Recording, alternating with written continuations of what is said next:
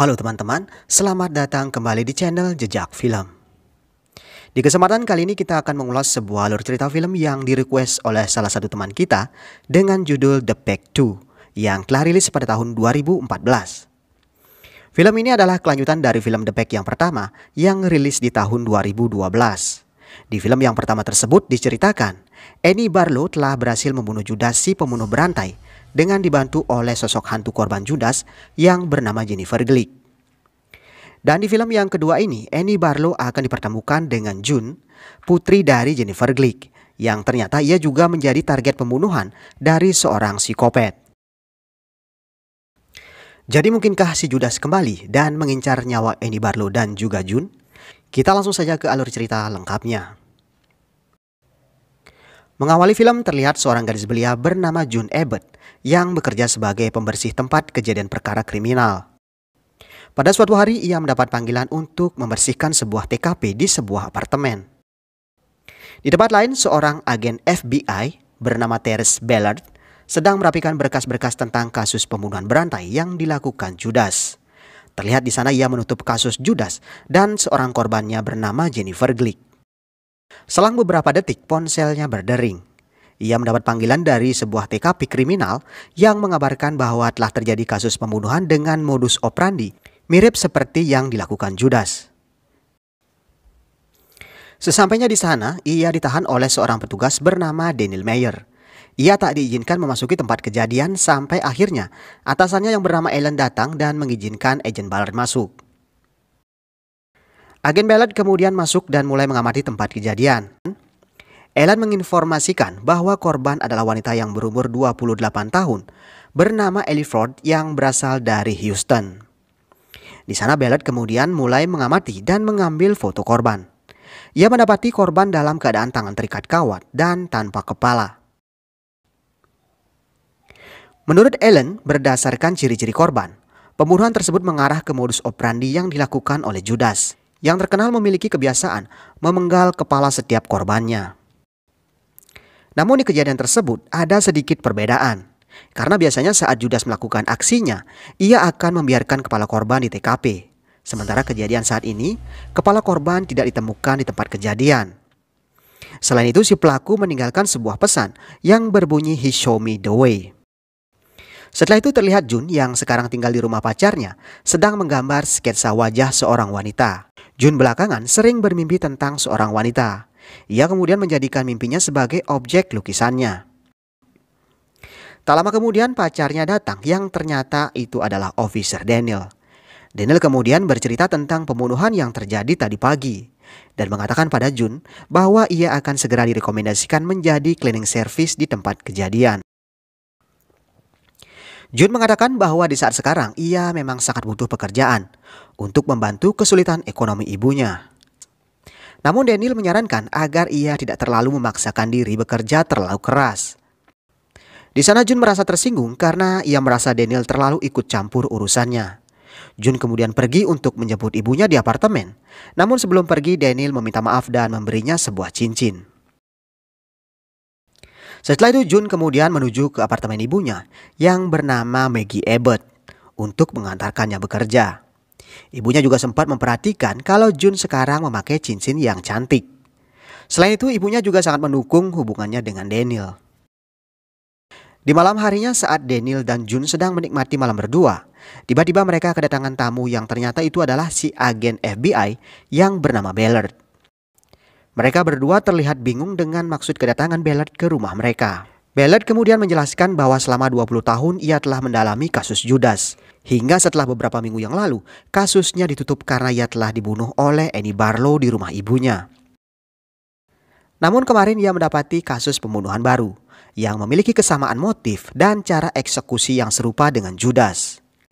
Besar kemungkinan Judas memiliki penerus yang akan melanjutkan pekerjaan yang belum ia selesaikan. Ballard kemudian memperlihatkan foto Ellie Ford, korban dari si peniru Judas. June dan Daniel masih bingung dan menanyakan apa hubungan kejadian tersebut dengan mereka berdua. Ballard kemudian menjelaskan kejadian tadi pagi membuatnya kembali membongkar berkas-berkas lama Jennifer Glick, korban terakhir dari Judas. Dan setelah ia mempelajari riwayat Jennifer Glick, ternyata diketahui bahwa Jennifer Glick memiliki seorang putri yang dititipkan ke saudarinya 20 tahun yang lalu. Dan putrinya Jennifer Glick ternyata adalah June. June seketika syok mengetahui bahwa ia bukanlah anak kandung dari Maggie. Selain itu selama ini Maggie tidak pernah menceritakan hal tersebut. Ballard kemudian menyerahkan satu amplop besar berkas Jennifer Glick kepada June. Dan tujuannya ke rumah June untuk memperingatkan June agar ia waspada. Karena target Judas selanjutnya bisa saja dirinya atau Annie Barlow si pembunuh Judas. June yang masih syok tak bisa melanjutkan perbincangan dengan Ballard. Ballard kemudian berpamitan dan memberi Daniel kartu namanya untuk berjaga-jaga. Setelah Daniel pergi bekerja, June melihat-lihat berkas-berkas Jennifer Glick yang diberikan Ballard. Saat itu ia melihat sebuah kitab bertuliskan nama Jennifer Glick. Dan selain itu ia melihat juga beberapa foto Jennifer Glick terlihat sedang bersama seorang pria yang tak lain adalah Judas. Dan tiba-tiba saat ia melihat foto-foto tersebut, lampu di kamarnya mulai berkedip-kedip dan sebuah bayangan muncul di kamarnya. Setelah diperhatikan, bayangan tersebut menghilang dan muncul penampakan dari selimutnya. Ia langsung melompat dan keluar dari kamarnya. Saat ia keluar kamar, semua pintu kamar di lantai tersebut tiba-tiba tertutup. Namun sebuah pintu kamar di sudut tiba-tiba terbuka. Sosok misterius tersebut ingin June masuk ke dalam sana. June yang sontak ketakutan berlari menyelamatkan diri keluar rumah. Setelah dirasa aman, ia kembali ke dalam rumah. Ia kembali ke atas dan memeriksa kamar yang tadi tiba-tiba terbuka. Namun di sana ia tak mendapati apapun, hanya kamar biasa dan sebuah gudang sempit di sudut kamar. Setelah itu June mengambil dan membaca sebuah artikel majalah yang mengabarkan kematian Judas oleh Annie Barlow beberapa minggu yang lalu. Hari berikutnya June kembali berangkat kerja. Namun sebelumnya ia mampir menemui ibunya. June kemudian memarahi dan memaki-maki ibunya atas kebenaran yang selama ini ia tutupi. Maggie mengatakan ia hanya mencoba melindungi June. June sempat menanyakan siapa ayah kandungnya, namun sayang Maggie tak tahu akan hal itu. Setelah puas melampiaskan kekesalannya, June menuju ke lokasi terbunuhnya Ellie Ford untuk membersihkan tempat kejadian. Dan saat memasuki tempat kejadian, June samar-samar dapat melihat apa yang terjadi pada Ellie Ford. Ia juga sempat melihat tulisan di plafon yang dibuat oleh si pelaku. Setelah menyelesaikan pekerjaannya, ia kemudian pulang.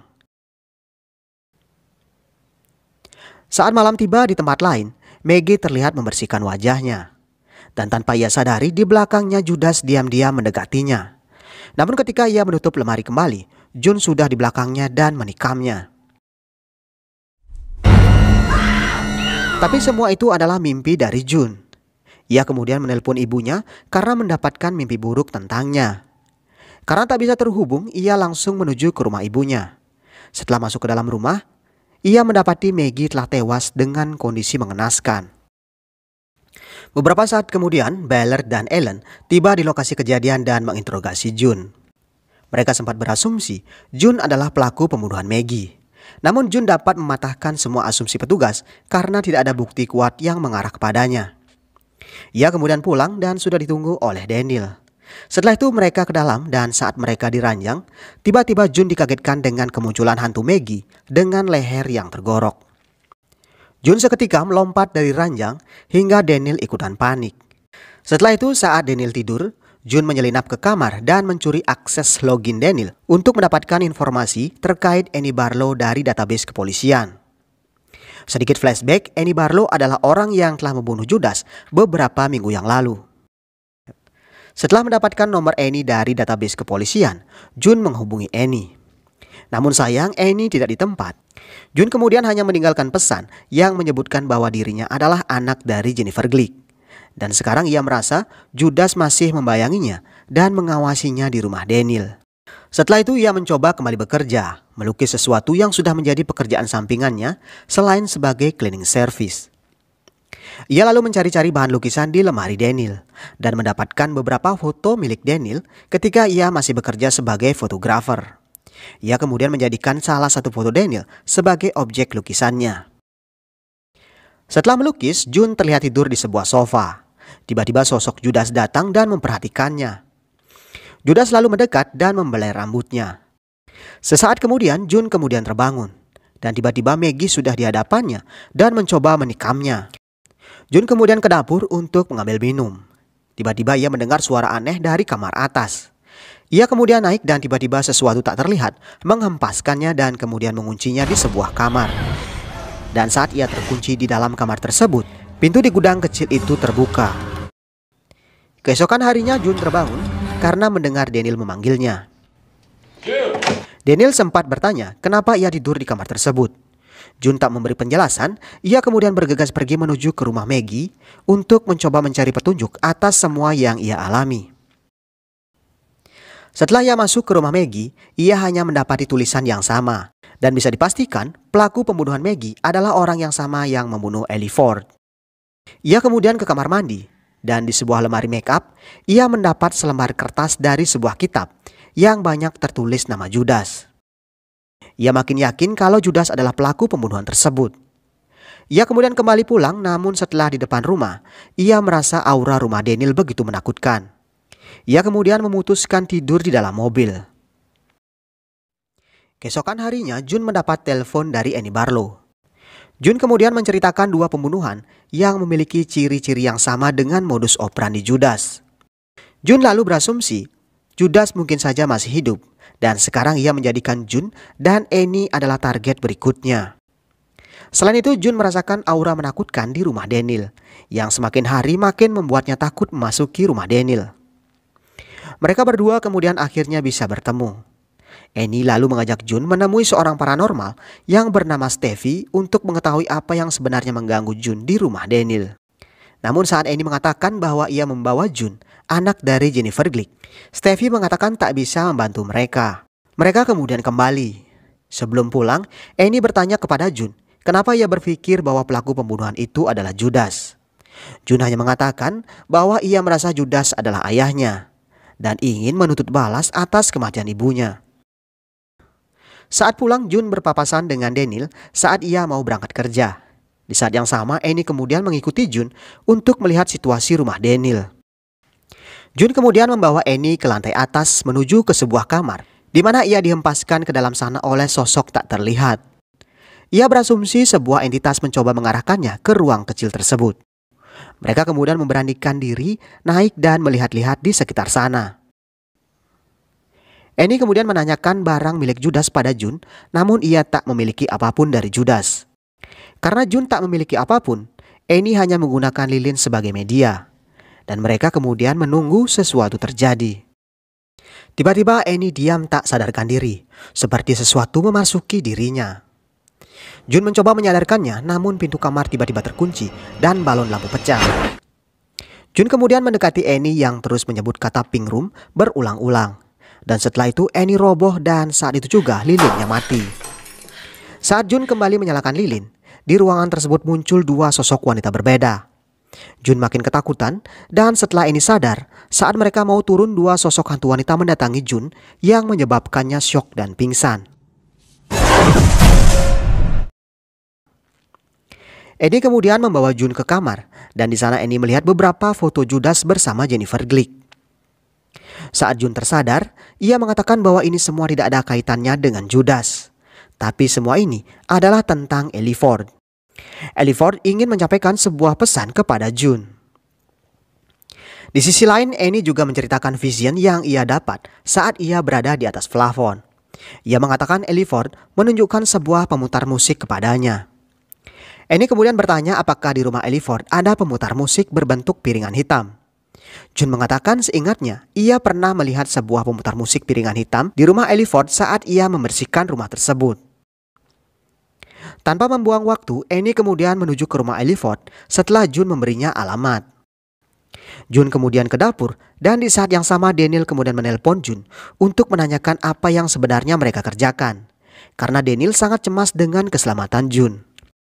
Jun mengatakan semua sudah baik-baik saja dan ia juga memberitahu Daniel kalau Annie sekarang sedang menuju ke rumah Ellie Ford. Saat menerima panggilan Daniel, tak sengaja Jun melihat sebuah tabloid di bawah lemari Daniel. Majalah tersebut memperlihatkan iklan yang bernama Pink Room, sebuah jasa penyewaan studio foto bagi orang-orang yang ingin mengambil foto-foto untuk konten dewasa. Jun kemudian bergegas menuju ke alamat Pink Room. Di tempat lain terlihat Daniel menghubungi Agent Ballard. Daniel mengatakan bahwa Jun berusaha mengungkap kasus Maggie seorang diri. Dan ia sangat khawatir dengan keselamatan Jun. Ia lalu meminta Agent Ballard untuk segera ke rumahnya. Mungkin saja ia bisa menenangkan Jun agar ia tak terlibat lebih jauh. Annie yang saat itu sudah sampai di rumah Ellie Ford melihat sebuah pemutar piringan hitam. Ia kemudian mengambil beberapa foto dan mengirimkannya kepada Jun. Tiba-tiba saat ia mau keluar, ia mendengar seseorang datang. Ia kemudian masuk ke salah satu kamar, namun sosok misterius tersebut berusaha memaksa masuk. Saat Annie berusaha menutup pintu, sebuah pisau menembus perutnya dari balik pintu. Annie kemudian tewas sebelum ia sempat melihat orang yang membunuhnya. Di tempat lain, Jun telah tiba di Pink Room. Ia sempat melihat pesan gambar yang dikirimkan Annie. Saat ia masuk, ia melihat tempat itu penuh dengan foto-foto wanita berbusana berani. Ia kemudian memperlihatkan foto Ellie Ford pada seorang pria yang bekerja di sana. Pria tersebut mengatakan ia pernah melihat wanita di foto tersebut, namun belakangan ia tak pernah melihatnya lagi. Selain itu, Jun juga memperlihatkan sebuah foto dengan 3 digit angka yang mungkin ia ketahui. Si pria Pink Room mengatakan bahwa itu adalah sebuah kode area di daerah Houston, yang mana Ellie Ford memang berasal dari Houston. Setelah itu pria tersebut tak mau memberikan informasi lain. Padahal Jun ingin sekali mengetahui siapakah orang yang membawa Ellie Ford ke dalam Pink Room. Jun kemudian kembali ke rumah Daniel. Namun ia kedatangan tamu, yaitu Agent Ballard. Dan di saat yang sama, Daniel menelponnya dan mengatakan bahwa Agent Ballard adalah pelaku pembunuhan yang meniru gaya Judas, agar polisi berasumsi bahwa itu adalah perbuatan Judas. Jun sangat kaget dan ketakutan hingga tak sadar cincinnya terlepas dari jarinya. Ia lalu berpura-pura mengambilkannya minum dan kesempatan itu ia gunakan untuk keluar lewat jalan belakang. Jun makin ketakutan saat ia mendengar bahwa Annie Barlow juga sudah dibunuh oleh Agent Ballard. Jun kemudian disuruh mengulur waktu sementara Daniel cepat-cepat menuju ke rumah. Saat Ballard lengah, Jun menghantamnya dengan sebuah bata. Ballard lalu pingsan dan kemudian diikat di sebuah kursi. Di saat yang sama, Daniel kemudian datang. Ia menutup mulut Ballard dan setelah itu ia mengatakan untuk pergi memanggil bantuan. Saat Daniel pergi, Jun melihat cincinnya yang lepas berputar-putar di bawah lemari Daniel. Di saat yang sama, tiba-tiba ia melihat sebuah kotak hitam. Ia kemudian mengeluarkannya dan mencoba memasukkan 3 digit angka kode area Houston untuk membuka kotak tersebut. Di dalam kotak hitam itu, ia menemukan beberapa foto Ellie Ford di dalamnya dan sebuah foto yang memperlihatkan Ellie Ford memakai cincin pemberian Daniel. Dan ia mulai sadar bahwa cincin tersebut adalah milik Ellie Ford dan pelaku pembunuhan Ellie Ford adalah Daniel pacarnya. Saat Jun mendengar Daniel datang, Jun cepat-cepat mengembalikan barang-barangnya lalu memanggil 911. Jun kemudian mengatakan kalau ia akan menunggu di luar saja. Namun Daniel melarangnya. Daniel pun mulai sadar bahwa rahasianya sudah dibongkar oleh Jun. Di sanalah Daniel kemudian mengungkap bahwa dialah yang membunuh Ellie Ford, Maggie dan juga Annie Barlow. Dan ia juga memanipulasi tempat kejadian agar terkesan pelakunya adalah Judas. Dan sekarang ia meminta Jun untuk membunuh Ballard. Tiba-tiba sosok Judas mendatangi Jun dan mendekatinya. Saat Daniel mau membunuh Ballard, Jun mencegahnya. Daniel kemudian meminta Jun untuk menghabisi Ballard. Namun saat Jun memegang pisau, ia malah menusuk Daniel. Daniel kemudian menamparnya dan mengejarnya sampai ke lantai atas. Jun lalu masuk ke salah satu kamar hingga Daniel kebingungan melihat semua pintu kamar tiba-tiba menutup secara bersamaan.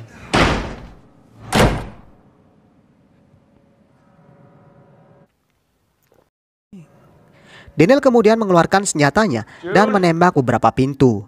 Namun semuanya salah hingga Jun kemudian keluar dan memukulnya hingga ia terjatuh.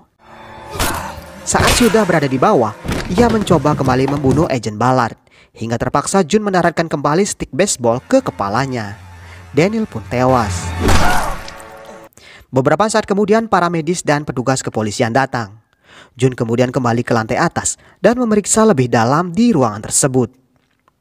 Di ujung ruangan ia melihat sebuah peti Dan di sanalah ia menemukan dua buah kepala wanita, yaitu kepala Ellie Ford dan juga kepala Maggie.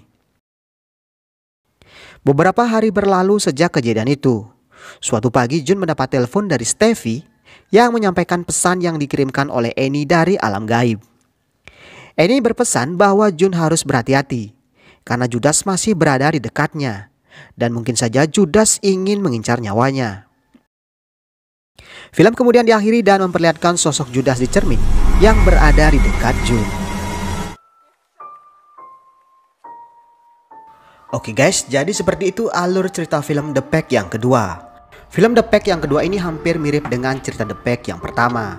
Jun di sini mendapatkan sebuah pesan dari hantu Ellie Ford untuk mengungkap pelaku pembunuhannya.